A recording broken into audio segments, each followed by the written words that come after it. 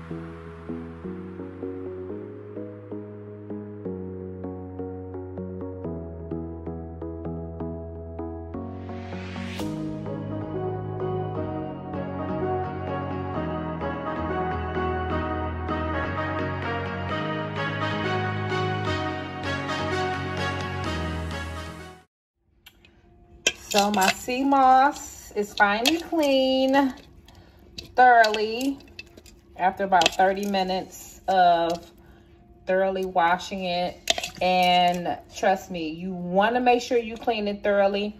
The first time I made Seamoss, I didn't clean it thoroughly and it was horrendous. So now it's time for me to add some water to it.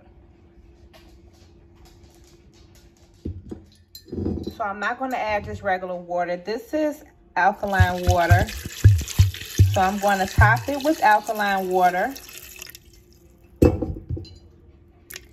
and let it sit overnight to kind of gelify.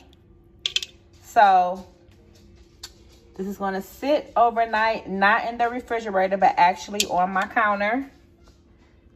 You can see I got food from making food earlier, but it's going to sit on the counter right here until tomorrow. So I'm going to add just a little bit more